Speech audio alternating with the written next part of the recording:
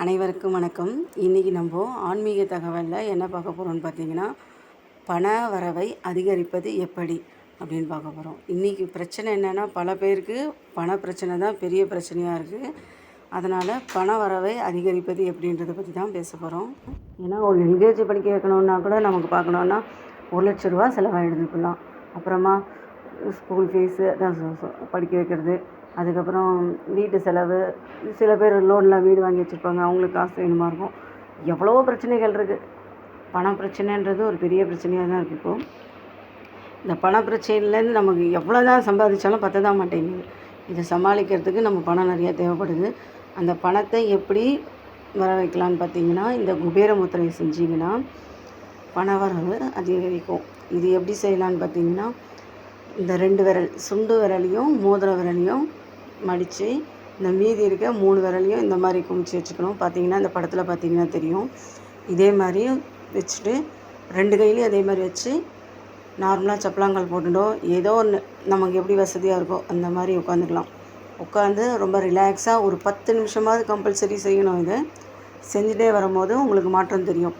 நீங்கள் இது எப்போன்னா, நான் விடிய காலையில் பண்ணுறது ரொம்ப விசேஷம். இந்த 4:30லேருந்து 6 மணி வரையும் பண்ணுறது ரொம்ப விசேஷம்.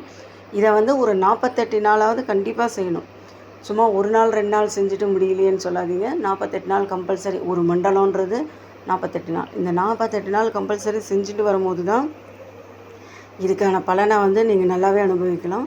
இதை ரெகுலராக செஞ்சுட்டே வாங்க, நல்ல மாற்றம் கிடைக்கும். அதுக்கப்புறம் பார்க்கும்போது இந்த முத்திரை நம்ம உட்காந்து செய்கிறோம் இல்லையா, இந்த உட்காந்து செய்யும் போது ரிலாக்ஸாக இருக்கணும். பக்கத்தில் யாரும் இருக்கக்கூடாதுன்னா டிஸ்டர்பன்ஸ் இருக்கக்கூடாது. அதாவது அக்கம் பக்கத்தில் ஆள் இருக்கலாம், ஆனால் உங்களுக்கு அதை டிஸ்டர்பன்ஸ் பண்ணாத அளவுக்கு ரொம்ப அமைதியாக. அதுக்காக தான் பிரம்ம முகூர்த்தத்தில் பண்ண சொல்கிறாங்க. ஏன்னா அந்த டைமில் யாரும் எழுந்திருக்க மாட்டாங்க, அமைதியாக இருக்கும் இல்லையா, அதனால் சொல்கிறாங்க. பண்ணிவிட்டு ஒன்றும் இல்லை, இந்த ஸ்லோகத்தை இதை வச்சுட்டு உங்களுக்கு தெரிஞ்ச எந்த ஸ்லோகனாக சொல்லலாம். இல்லைன்னா ஓம்ன்ற ஒரு மந்திரத்தை மட்டும் சொன்னால் கூட போதும். ரொம்பவே பவர்ஃபுல்லான இந்த முத்திரை உங்களுக்கு நல்ல வாழ்வை கொடுக்கும். ஏன்னா இது எனக்கு தெரிஞ்ச விஷயத்தை நான் அடுத்தவங்களுக்கு பகிர்ந்துக்கணுன்றதுனால நான் உங்களுக்கு சொல்லியிருக்கேன்.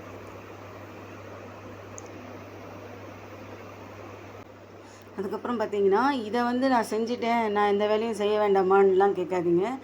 அப்படிலாம் கிடையாது. முயற்சி நம்ம செஞ்சுட்டு தான் இருக்கணும். நம்ம முயற்சி செஞ்சுட்டு, சில பேர் நான் என்கிட்ட திறமை இருக்குது, முயற்சி இருக்குது, எல்லாம் செய்கிறேன், ஆனால் எந்த பலனும் கிடைக்கலன்னு சொல்கிறாங்க பார்த்தியா, அவங்களுக்கான முத்திரைகள் தான் இது. நான் இந்த முத்திரையை மட்டும் செஞ்சுட்டு நான் படுத்து தூங்கிடுவேன், எனக்கு எல்லாம் வந்துருமானா வராது தான். இது வெறும் தூண்டுகோல் மட்டும்தான். அதனால் நீங்கள் இந்த முத்திரையை ரெகுலராக செஞ்சுட்டு அதுக்கான முயற்சிகள், உங்களுக்கு பணம் வரத்துக்கான என்ன முயற்சி இருக்கோ அதை செஞ்சுட்டு வரும்போது உங்களுக்கு அந்த வேலை ஈஸியாக முடியும்.